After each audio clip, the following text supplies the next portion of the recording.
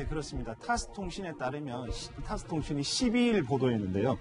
북방 함대에 있는 그 러시아 핵잠수함 그 2대와 그리고 태평양 함대는 이제 우리 한반도에서 가까운 이 태평양 함대에 있는 러시아 핵잠수함 2대에 이 포세이돈이 실전 배치됐다고 얘기했습니다. 그 포세이돈 같은 경우는 핵잠수함 한 대에 포세이돈을 8발까지 이렇게 장착할 수가 있습니다. 아하. 그렇기 때문에 최소 30여 발이 이제 그 러시아 핵잠수함에 실전 배치됐다고 할 수 있습니다. 자, 핵 수중 드론, 이른바 포세이돈이라는 이름의 이 무인 드론은요, 정말 위력이 대단합니다. 대륙간 탄도미사일, ICBM 등 핵 미사일은요,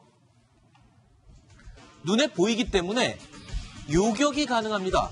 핵 수중 드론, 이 포세이돈은요, 심해 속에 숨어있는 핵 미사일이기 때문에 요격을 할 수가 없습니다. 탄도미사일과는 완전히 다른 개념이죠. 적을 향해 자유롭게 움직이면서 쫓아갈 수도 있고요. 몇 개월 동안 심해 깊숙한 곳에 매복을 하고 있다가 명령을 내리면 그때서야 다시 활동을 개시할 수도 있습니다. 그러다가 목표물이 나타나면 바로 그 자리에서 적을 타격할 수도 있는 그런 위력인데요. 신인균 대표님. 자, 이 바다의 핵미사일이라고 할 수 있는 포세이돈. 이게 바다에서 폭발할 경우에는 미 서부 해안에 500m 높이의 쓰나미를 일게 해서 초토화시킬 수도 있다고요.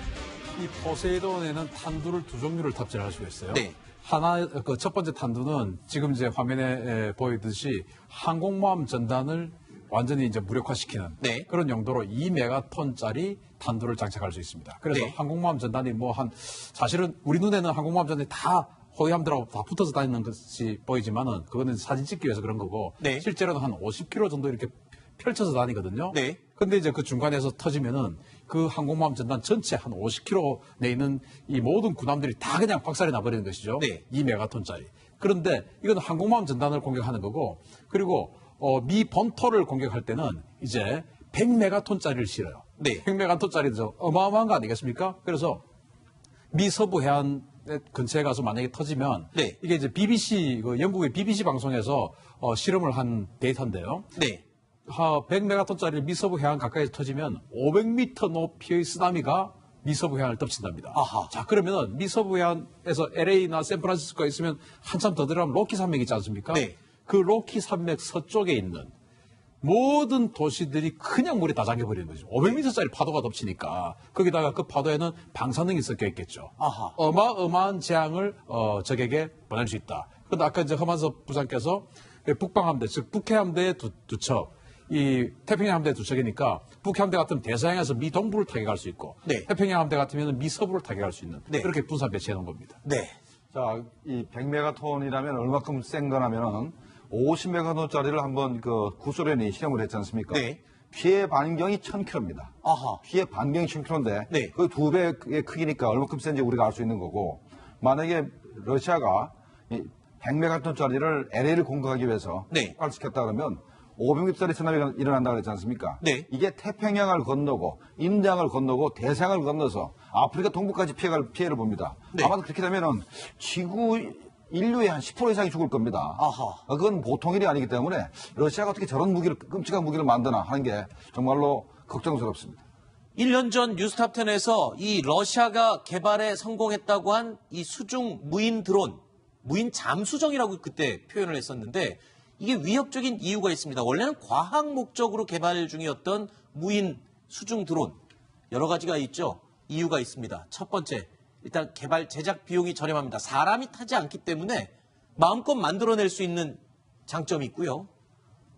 자, 이동 지역 깊이 제한이 없습니다. 역시 사람이 없기 때문에 가능한 것이겠죠. 무한시간 자망이 가능하다. 역시 사람이 없기 때문에 가능한 부분입니다. 그리고 이 마지막 부분.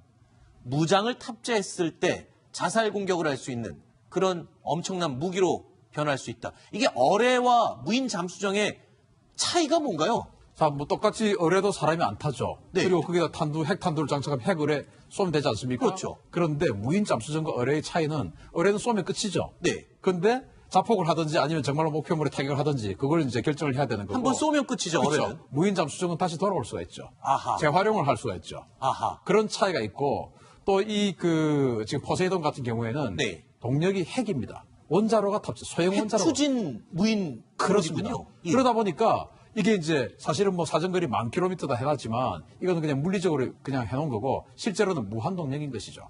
지구상 어디든지 바다만 있으면 다 돌아다닐 수 있다는 소리군요. 그리고 매복해 있을 수 있죠. 네. 그래서 굳이 잠수함에서 쏘아서 그 잠수함이 미 서부 해안 근처에 네.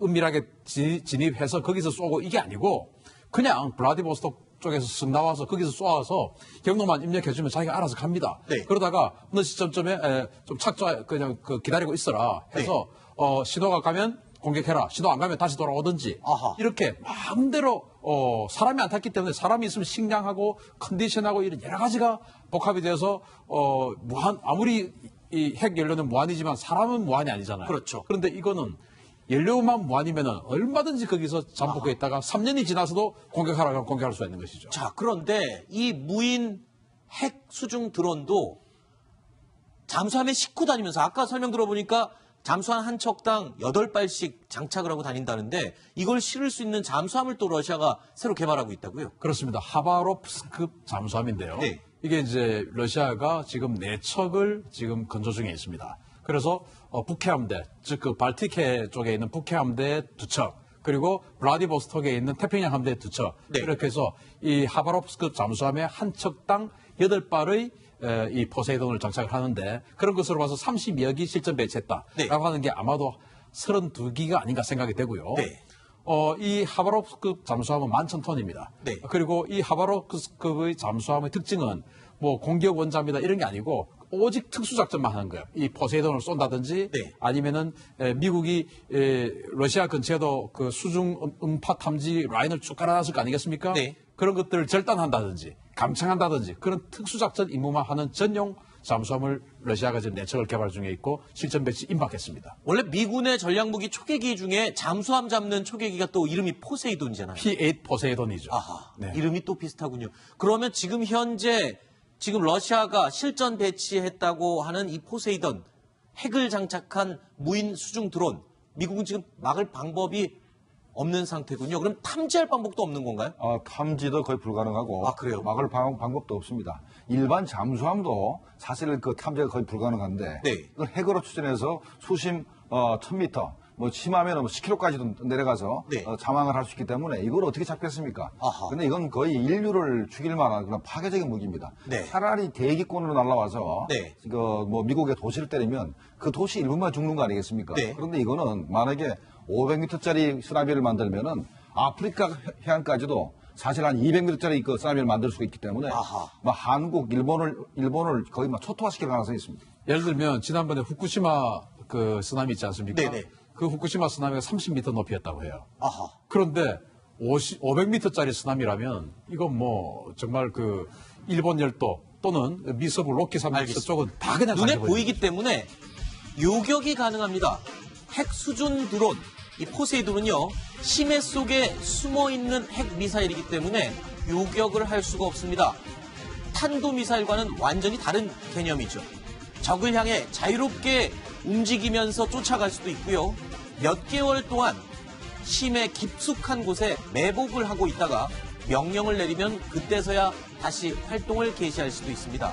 그러다가 목표물이 나타나면 바로 그 자리에서 적을 타격할 수도 있는 그런 위력인데요. 신인균 대표님. 자, 이 바다의 핵미사일이라고 할 수 있는 포세이돈. 이게 바다에서 폭발할 경우에는 이 서부 해안에 500m 높이의 쓰나미를 일게 해서 초토화시킬 수도 있다고요. 이 포세이돈에는 탄두를 2종류를 탑재할 수가 있어요. 네. 하나, 그 첫 번째 탄두는 지금 이제 화면에 보이듯이 항공모함 전단을 완전히 이제 무력화시키는 네. 그런 용도로 2메가톤짜리 탄두를 장착할 수 있습니다. 그래서 네. 항공모함 전단이 사실은 우리 눈에는 항공모함 전단이 다 호위함들하고 다 붙어서 다니는 것이 보이지만은 그거는 사진 찍기 위해서 그런 거고 네. 실제로는 한 50km 정도 이렇게 펼쳐서 다니거든요. 네. 근데 이제 그 중간에서 터지면은 그 항공모함 전단 전체 한 50km 내에 있는 이 모든 군함들이 다 그냥 박살이 나버리는 것이죠. 네. 2메가톤짜리. 그런데 이건 항공모함 전단을 공격하는 거고 그리고 미 본토를 공격할 때는 이제 100메가톤짜리를 실어요. 네. 100메가톤짜리도 어마어마한 거 아니겠습니까? 그래서 미 서부 해안 근처에 가서 만약에 터지면 네. 이게 이제 BBC, 영국의 BBC 방송에서 실험을 한 데이터인데요. 네. 100메가톤짜리 미서부 해안 가까이서 터지면 500m 높이의 쓰나미가 미서부 해안을 덮친답니다. 아하. 자, 그러면은 미서부 해안에서 LA나 샌프란시스코에 있으면 한참 더 들어가면 로키 산맥 있지 않습니까? 네. 그 로키 산맥 서쪽에 있는 모든 도시들이 그냥 물에 다 잠겨버리는 거죠. 500m짜리 파도가 덮치니까 거기다가 그 파도에는 방사능이 섞여 있겠죠. 아하. 어마어마한 재앙을 적에게 보낼 수 있다. 그런데 아까 이제 허만섭 부장께서 북방함대, 즉 북해함대의 두 척, 이 태평양 함대 두 척이니까 북해함대 같으면 대서양에서 미 동부를 타격할 수 있고 네. 태평양 함대 같으면 미 서부를 타격할 수 있는 네. 그렇게 분산 배치해 놓은 겁니다. 네.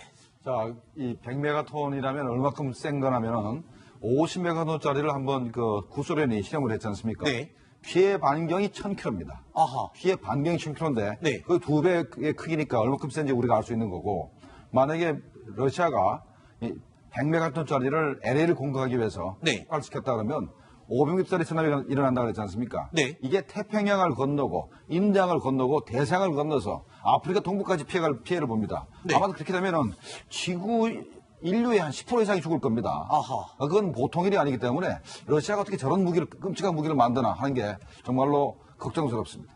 1년 전 뉴스탑10에서 이 러시아가 개발에 성공했다고 한 이 수중 무인 드론, 무인 잠수정이라고 그때 표현을 했었는데 이게 위협적인 이유가 있습니다. 원래는 과학 목적으로 개발 중이었던 무인 수중 드론. 여러 가지가 있죠. 이유가 있습니다. 첫 번째, 일단 개발 제작 비용이 저렴합니다. 사람이 타지 않기 때문에 마음껏 만들어낼 수 있는 장점이 있고요. 자, 이동 지역 깊이 제한이 없습니다. 역시 사람이 없기 때문에 가능한 것이겠죠.